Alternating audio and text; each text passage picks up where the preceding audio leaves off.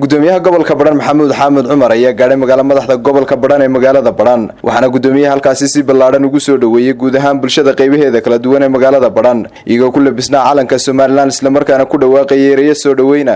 isagoo badhasaabkuna halkaasi mid ugu gacan qaaday bulshadii soo dhaweysay intaasi kadibna gudoomiyaha gobolka Badhan Maxamuud Xaamud Cumar ayaa munaasabad ballaaran oo loo sameeyay iyo meel fagaara kala hadlay shacbiga ku dhaqan magaalada Badhan aad iyo aad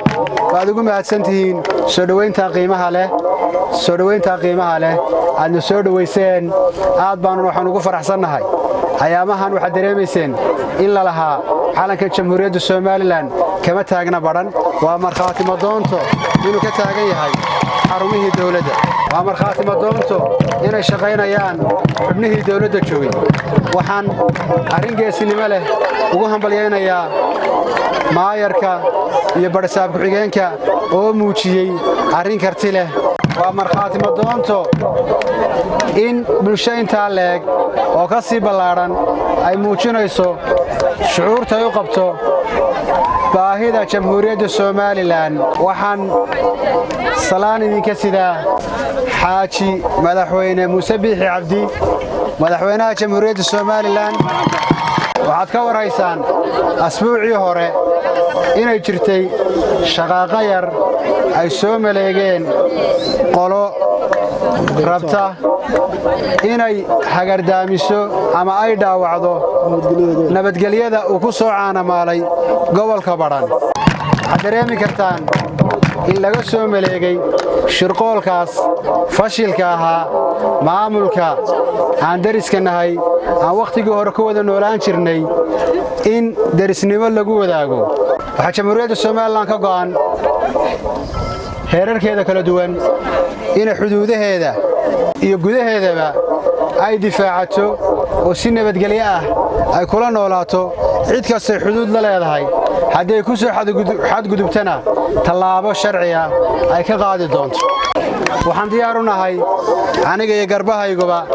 inaan si buuxda habeen iyo maalin aan ugu adeegano xilka mas'uuliyadda ah oo noo idmaday madaxweynaha jamhuuriyadda Somaliland Muuse Biixi Cabdi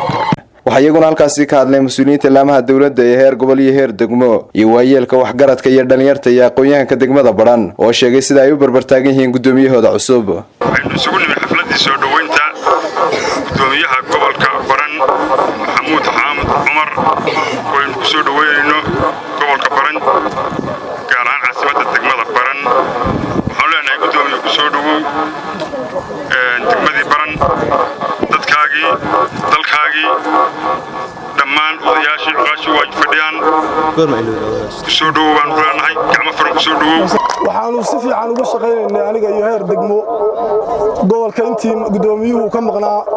si wanaagsan baan uga sii shaqaynaynay nabadgelyo ahaa gudoomiyihii maanta ina soo gaaray oo intaas wadada iyo intaas bulshada ay isugu soo baxeen soo dhaweyntiisii mar labaad iyo mar saddexaad waxaan leenahay gudoomiye ku soo dhawow degmadaadii Badhan ee gobolka Badhan gudoomiyaha ama badhasaabka gobolka Badhan Maxamuud Xaamud Cumar waanu soo dhaweynaynaa gudoomiye ku soo dhawow gacmo furan gobolkaagii dalkaagii dadkaagii oo sidaa kuugu faraxsan waxa weeyaan baa ku soo dhaweynaya soo dhawow gudoomiye gobolku waa gobolkaagii waa magaaladaadii waa dadkaagii waa shacabkaagii aad u maqnayd adigu waxaan salaamaynaa oo soo dhaweynaynaa gudoomiyihii gobolka Badhan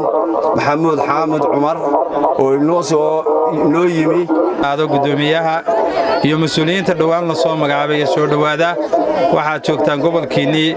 waxaad joogtaan deegaankiinii waxaad joogtaan dadkiinii waxaana rajaynayaa in si mas'uuliyad leh oo diin leh ina xilka leeyni soo magacaabay aad ummadda ugu shaqay doontaan badhasaabka Axmed Xaamud Cumar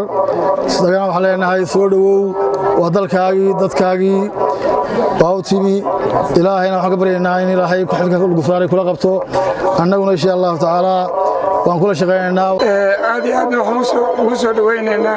gudoomiyaha barasaabka maxamuud xaamud cumar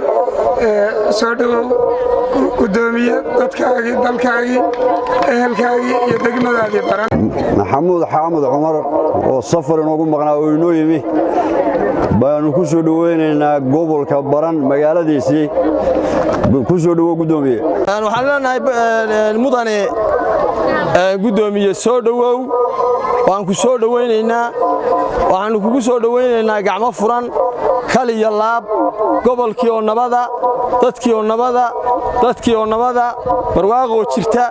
intaasoo dhan waqti wanaagsan oo barwaaqo ana waad ku soo beegantay Yunis Sheekh Ahmed Universal TV Arigaabo